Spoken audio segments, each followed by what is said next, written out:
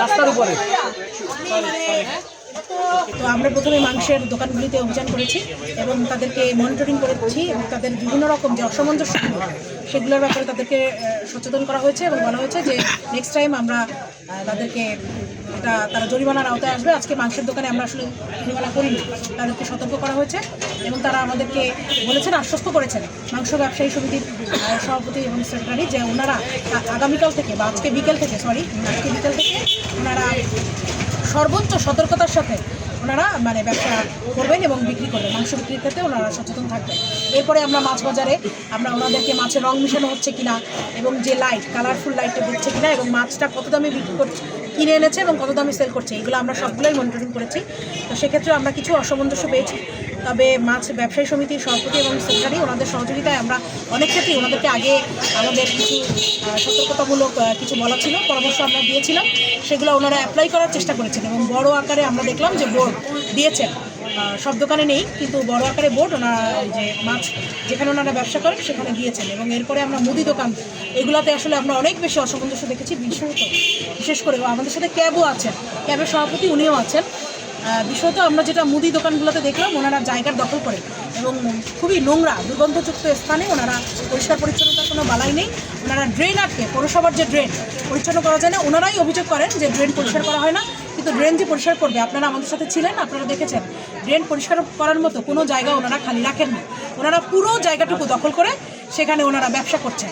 তো আজকাল ওদেরকে জরিমানা করা হয়েছে। আমরা ভেজাল গুড় পেয়েছি, বেশ কিছু ভেজাল গুড় আমরা ধ্বংস করেছি, আপনারা দেখেছেন।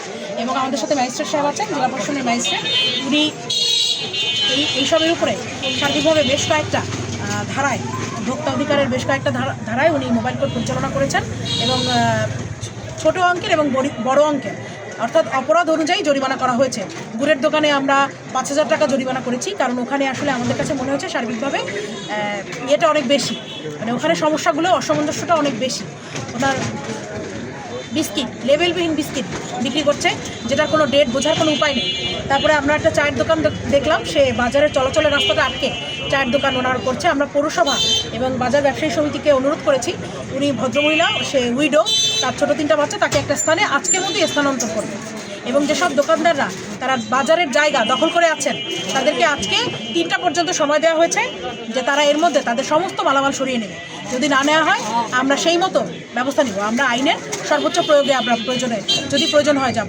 এবং সার্বিক যে মনিটরিং, এটা আসলে জেলা প্রশাসক স্যারের নির্দেশনায় এবং তার নজরদারিতে আমরা আসলে এই মনিটরিংটা করছি।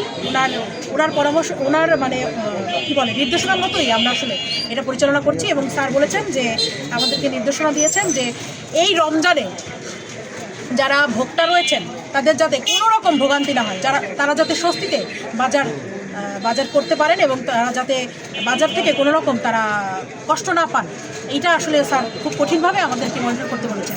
এবং আপনারা দেখতে পাচ্ছেন যে আমাদের সাথে একজন এডিশনাল এসপি উনিও আছেন। আমরা সবাই কিন্তু এই ব্যাপারে সর্বোচ্চ সচেতনতা এবং সর্বোচ্চ এখন কঠোর অবস্থানে আছে। আসলে মোবাইল কোর্টের উদ্দেশ্য তাদেরকে জরিমানা করা বা এটা আসলে মূল উদ্দেশ্য হচ্ছে তাদেরকে সতর্ক করা।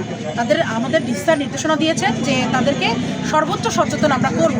আমরা কঠোর পরিশ্রম করছি, আপনারা দেখতে পাচ্ছেন দিন রাত আমরা ছুটে বেড়াচ্ছি এবং স্যার এটার সাথে পুরোপুরি জড়িত এবং স্যার সারাক্ষণ এটা নিয়ে মনিটরিং করছেন। তো আমরা কিন্তু শুধুমাত্র যে এই বাজারে আছি তা না, আমরা কিন্তু বিভিন্ন বাজারে যাচ্ছি, তাদেরকে সতর্ক করছি, তাদেরকে সময় দেওয়া হচ্ছে। সময় পার হয়ে গেলে তাদেরকে আমরা জেল, জরিমানা, এই প্রসেসে আমাদেরকে যেতে হবে। জরিমানা করা হচ্ছে কিন্তু জেল আমরা এখনও দিচ্ছি না, কিন্তু তারা যদি না শুনেন, আমাদেরকে সহযোগিতা না করেন, সেক্ষেত্রে আমরা জেল দিতে বাধ্য হব। এবং এই ধরনের কার্যক্রম তারা যদি জায়গা দখল করে রাখে, তাহলে আমাদের যে নিলাম করা বা যে ধরনের কার্যক্রম করতে হবে আর সচেতন